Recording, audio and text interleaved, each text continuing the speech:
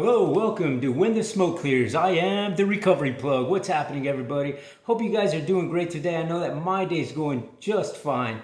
So I'm excited to get today's video podcast started. Today's session is going to be, again, we're continuing on the reading of the book, The Cosmic Power Within You, right here. And we're all the way up to chapter 9 now. Go figure. You know what I mean? So I'm excited. I'm excited to get into chapter 9 to see what what it has for us. There's always a message. There's always something that we can get out of reading a book. You know what I mean? So especially when they're books of encouragement, books of inspiration, and books of the divine higher power, right? So this book is a really good book, and we've been getting quite a few strong messages out of each chapter since I've started reading this and doing this little series of reading this whole book. I guess before we get started, if you would please join me in a moment of silence, followed by a serenity prayer for the addict who still suffers, and for those of you and for those of us who are still in the struggle of the things that keep us bound down every day in this toxic world that we live in. So again, please join me in a moment of silence. God, grant me the serenity to accept the things I cannot change, courage to change the things I can, wisdom to know the difference. Alrighty, well, let's get started. I'm going to take these off right here and substitute them for these right here. Okay, so we're gonna start off chapter 9 of The Cosmic Power Within You, and this chapter here is titled Cosmic Power, Your Most Powerful Friend. Okay, it goes like this. It says, you personally have the infallible power to direct the cosmic power which created the universe. It is called by various names, including subjective mind, universal subconscious mind, and the supreme power, as well as many others. The cosmic power stands always at your beck and call and obeys your decrees and beliefs. It is your obedient servant and awaits only your use and your direction. Your subconscious mind is your most powerful friend. It watches over you while you are sound asleep and controls all your vital processes. It never sleeps and is constantly reproducing your habitual thinking into form, function, experience, and event. Once you get the knack of directing it, you will find that it will heal your sick body, or sick pocketbook, or even your sick human relationships. It goes on to say in the first story of chapter 9, it's cosmic power used to heal a dying son.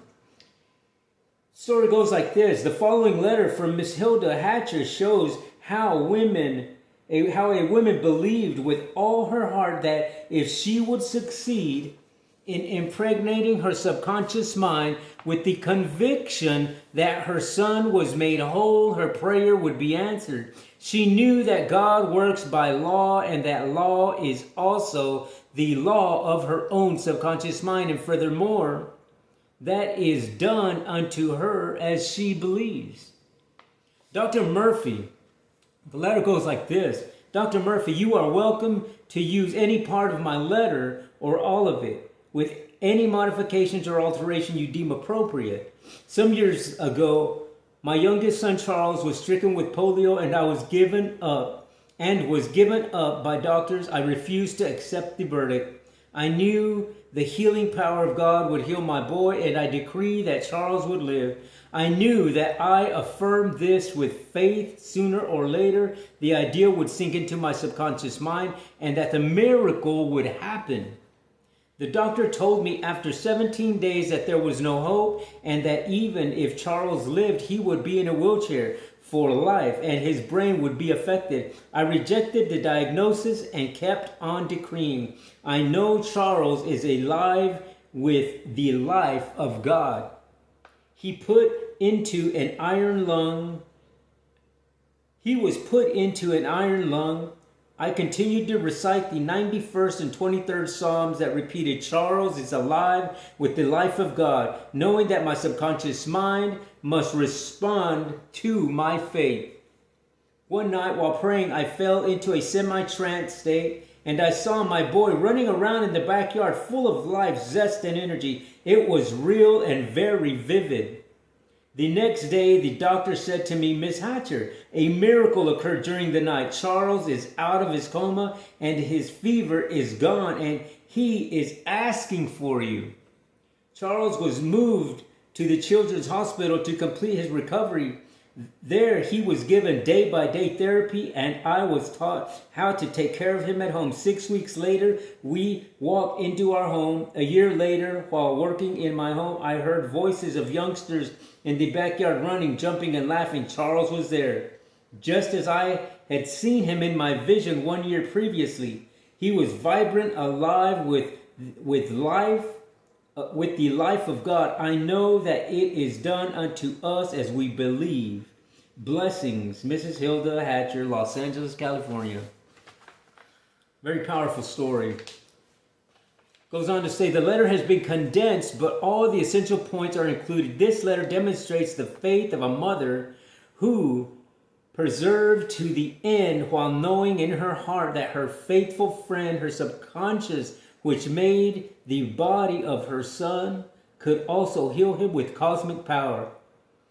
The Bible says, go thy way, and as thou hast believed, with cosmic power to so be it done unto thee. Matthew 8:13. The next story goes on as titled, how an educator used cosmic power to vanquish all obstacles. Your cosmic power stands ready and waiting for your use in the same way that the tap in the kitchen stands ready to give water. The following letter from a California educator indicates clearly how you can rise above any obstacle in human relations if you want to profoundly enough, if you believe you can, and if you use your cosmic power wisely, judiciously, and constructively.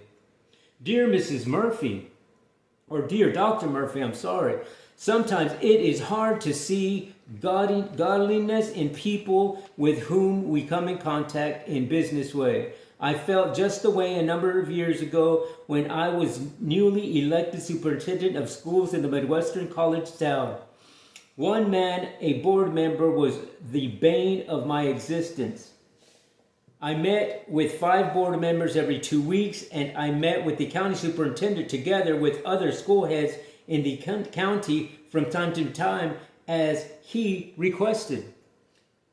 The county superintendent had told me when he nominated me for the position that I should not stay there too long, at least not long enough to get my feet muddy. I was also told that there were 2 types of school heads in the area, the professional men working with and under the direction of the county superintendent, and the school board men whose cooperation with the county superintendent was only incidental. I determined to be 100% professional. Shortly after I assumed the position, I believe largely because my undeviating professional attitude and feeling of deep animosity developed between me and the board members, since I ran things according to the suggestion of the county superintendent and the mandates of the school laws of the state, and not according to the personal direction given me by the board member at odd times. The animosity continued to deepen. He really had it in for me. Since the gentleman could sway the votes of 2 other board members, my professional reputation was at stake. I could get fired. Generally speaking, a fired educator goes perforce into some other line of work. I had met many such people who were selling textbooks or school supplies. I felt like the individual who had hold of the tiger's tail. I couldn't continue as I was, and I couldn't let go. Something had to give. Since I had strong religious inclinations, I was a member of the church board as well as Sunday school superintendent. I did a lot of praying over this job. I frankly could see no good in me either. Finally, I decided there really must be something good in the man.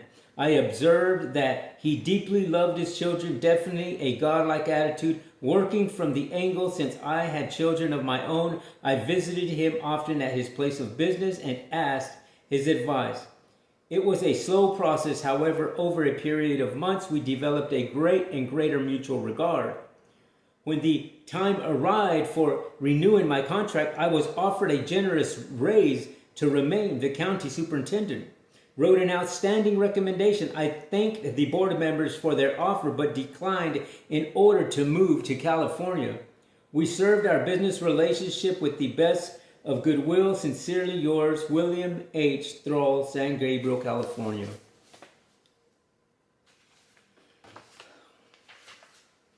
This is a marvelous working illustration showing the power of cosmic wisdom and love in dissolving animosity, bitterness, and hatred.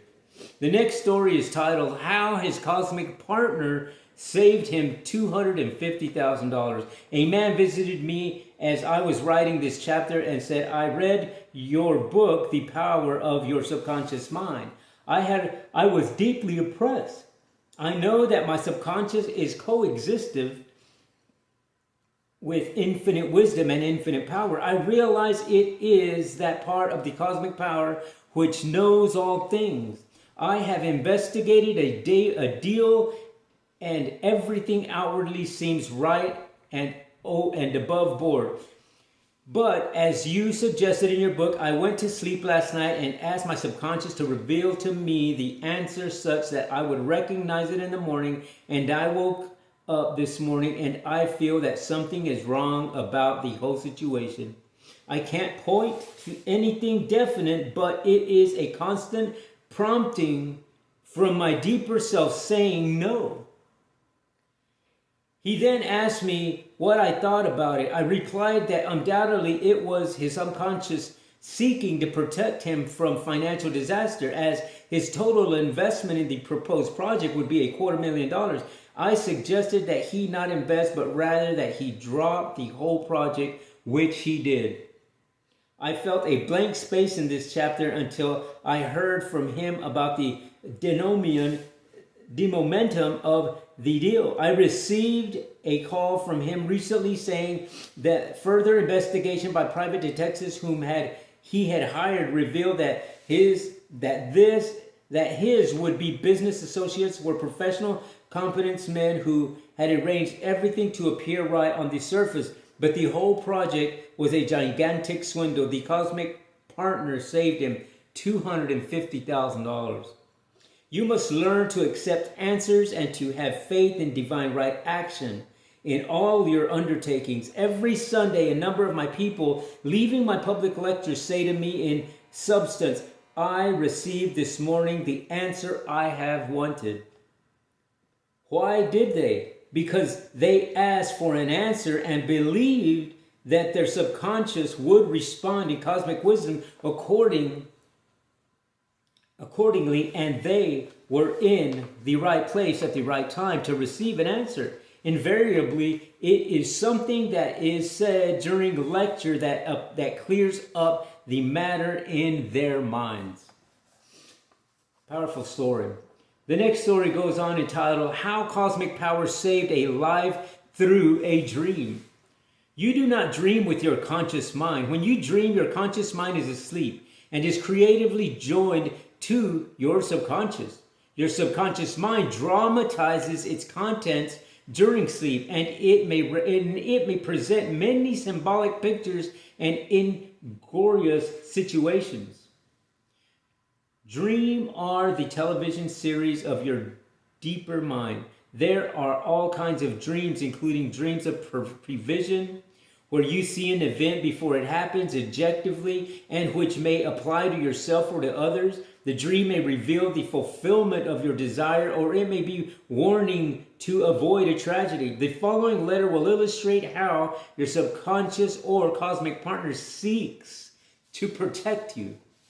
It goes like this. Dear Dr. Murphy, I have read your recent book, Your Infinite Power to Be Rich, and I think it is the finest thing I have read along that line. It is simply marvelous. I would like to tell you how my subconscious saved my life.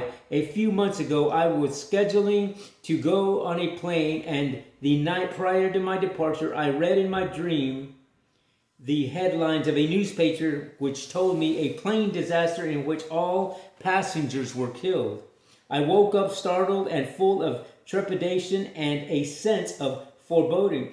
And I found my wife staring at me, and she said, "Did you have the same dream that I had?" Lo and behold, she told me the same dream exactly as I'd seen it, and in all its detail. I canceled the trip, and the plane went down, and all lives were lost exactly as I saw in the dream. Truly, you said in another of your books, the power of your subconscious mind is true. The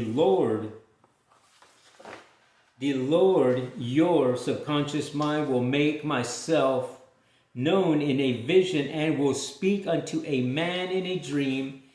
This is in Numbers 12:6.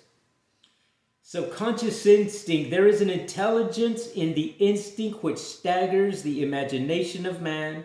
Within the insect are the instincts for protection and the intelligence who cares for it, causing it to reproduce after its kind and seeking to preserve it. How your subconscious instinct works. Infinite intelligence permeates all of nature. For example, there is an intelligence in the lonely atom because it takes 2 atoms of hydrogen combined with 1 atom of oxygen to create a molecule of water. This subconscious intelligence operates instinctively, automatically, mechanically, and mathematically according to the nature of the thing through which it operates. In the long history of man, down through the thousands of years before he became self-conscious man and had many experiences, all of which are recorded on the memory tablets of the subconscious mind and which move through all of us as instinct. For example, although you have never seen a poisonous cobra, should you see one in the jungle, you will immediately recoil because the instinctive memory of its death-dealing fangs and poisonous nature has been recorded in your subconscious mind. All of man's experiences, plus his beliefs, fears, opinions, and convictions, are called race belief, in which there is much that is extremely negative and in which there is also some good. The next part goes, how the cosmic mind forms habits and reveals answers. You can choose now to insulate yourself from the race beliefs, thereby freeing yourself from the experiences of the race mind. Habits are formed by the reaction of your subconscious mind, by repeating certain thoughts or actions over and over again until they become impressed permanently on your subconscious. Then there is an automatic response to your conscious mind. This is sometimes called second nature, which simply means principle of action and reaction, which is cosmic and universal throughout all nature. The action is your thought, and the reaction is your subconscious mind responding according to the nature of your thought. This great servant is your subconscious mind, which acts as habit. You teach your mind to drive a car, to operate a typewriter, to play the piano, or to talk, or to walk. After practicing or learning how to drive, you gradually condition your subconscious mind so that when you get into your car, you decide where you want to go, and your obedient servant takes charge and drives you there. Our organist, Miss Vera Radcliffe, can play marvelous music blindfolded. It is her subconscious mind activating the playing and not her conscious mind. You similarly can can type out letters with great speed if you think abstract thoughts, and you can speak intelligently without purposefully directing your tongue. This is the infinite intelligence in all people. It can reveal to you seemingly hidden knowledge and tell you what you need to know about life's problems. It sees all and knows all. You can ask a question of your subconscious mind and it will answer as an idea welling up from the depths of yourself.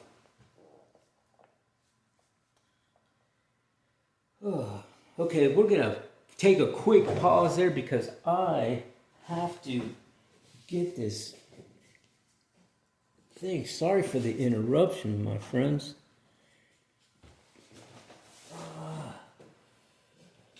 Okay, here we go. There we go. Sorry for that. I had to get this other thing plugged in there. I'm so sorry about that interruption. Okay, next we're going to go on to the next story. It says, how immediate guidance was received from Cosmic Mind. The following letter is from a listener to my daily radio program. Dear Dr. Murphy, my wife and I had to make a serious decision. We found ourselves confronted with a problem which completely baffled us. We got conflicting advice from 3 different attorneys, and the advice we received from our pastor was wholly unsatisfactory. We were frustrated. Then my wife said, let us seek guidance, and I got an intense urge to turn on the radio. I heard you speaking on divine guidance. We listened for the 15 minutes of the broadcast remaining silent. You close your broadcast by saying infinite intelligence leads and guides you all in all your ways and reveals to you the answer which comes into your conscious reasoning mind, and it is impossible for you to miss it. Infinite intelligence knows only the answer, and because it knows, you know. Believe the answer is yours in the same way you believe the sun will rise tomorrow morning, and all power to you. I want you to know that an answer to our problem came out of the blue, which proved to be the perfect solution. An idea welled up spontaneously in my wife's mind to see an old friend who gave us the answer, and our problem was solved. Truly, there is a principle of cosmic guidance which you so eloquently spoke about yesterday morning in your broadcast. Sincere, J.H. Expect an answer.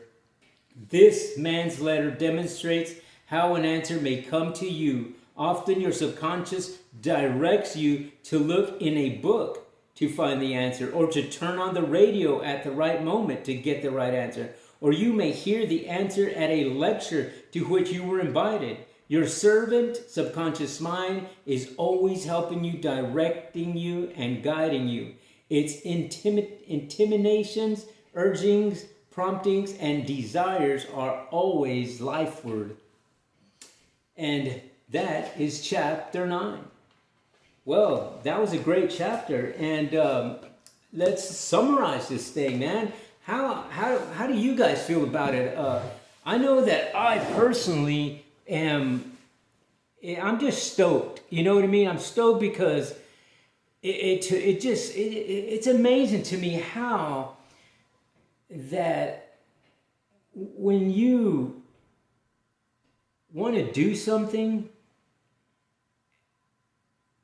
you do it because you're thinking about it, right? And like it said, you know, if you know how to drive a car, you get in the car and then you decide what you're going to do and you get there. You know what I mean? And you're doing that because you have the free will to pick and choose what it is that you want to do. That is the ultimate. That's just how life is, right? And fortunately that we're blessed with that ability. You know what I mean? How awesome is that? Is that you and I have this power to tap in to a divine cosmic realm that if we want good things to happen to us, if we want goodness, joy, love, happiness, abundance, whether it's abundance of love, whether it's abundance of health, abundance of financial abundance, it doesn't matter what it is that you are seeking. If you let that into your subconscious mind and do things on the repetitive basis to do that, well, then you ingrain a new wave and a new path of thinking in your mind. Because right now, if you're bound down to some sort of addiction, if you're bound down to some sort of depression, if you're bound down to some sort of crossroads of not knowing what to do next in your career, what to do next in your marriage or your relationship, what you have to do is tap into the subconscious mind in a divine way and spiritual way, and be affirming what it is that you want, and do it with conviction, do it with desire, and do it as if it already happened. And when you do this on a daily basis, whether it's doing it once a day, do it 2 times a day, do it 10 times a day, however many times you got to do it. If you do it on a repetitive basis, well, guess what? Your mind is going to start thinking exactly what it is that you're putting into it. In turn there, when you allow spiritual and positive things into your mind, then they go into your heart. In turn there, you have the positive action. That's how it works. That is the law of nature. That is the law of the cosmic power. That is the law of attraction. And you can have it just as much as I can have it. And I'm here to tell you through personal experience that it works. You know what I mean? Because I could still be in homeless in the streets. I could still be addicted to drugs. I could still be living from one motel to the next, going from one bando to the next, from one friend house to the next, just this whole life cycle of turmoil and chaotic and just toxic environment stuff that you could put yourself into. And I did that for so long, that one day I decided that, you know what, I need some help. I need some help to get my mind to think differently, because I can tell you this, that every day that I was in the world of addiction, when I was living in the streets, living in the motels and stuff, my thought process, as much as I tried to be a good person, and as much as I tried to keep my mind on a positive and spiritual note, I was just in this world of drama and misery and infiltrated with just darkness. And along those lines, when you live a life like that, there's nothing that is going to come out of that except more darkness and more misery, more toxicity. And I had to make a 360-degree change in my mindset into things that I did on a daily basis, which I still continue to do now, and it's why I can sit here today and tell you that I've been sober for a good long time. You know what I mean? I've been sober for a while now, and it hasn't been a long time, but to me it's been a good minute. And from coming from somebody who at one point had 10 years of sobriety, then relapsed and stayed in that relapse for 5 years until I finally had the awakening and got out, and and got out not solely on my own reconnaissance, but in because I had help. I had help through people who cared. I had help through my higher power, and I had help through the cosmic energies that are out there, because I chanted prayers every day, because I spoke from the heart that this is what I need, this is what I want. Get this stuff out of my life. Allow me to be in this positive and spiritual realm so that I may in turn there help somebody else, because I can, it would be I would be doing myself and you a disservice if I wouldn't share a story that could help somebody, because I once heard a story from a gentleman who spilt his guts out at a meeting one time, and because of his story gave me 10 years of sobriety. Because I decided, you know what, I want to do what that guy's doing. Because he seems happy. Why is he saying a story that is exactly like mine, but I'm miserable and he's not? Why does he look so happy? Why does this gentleman radiate with this glow, with this vibrant energy? Why does he have that? Where do I get that? And I followed his footsteps.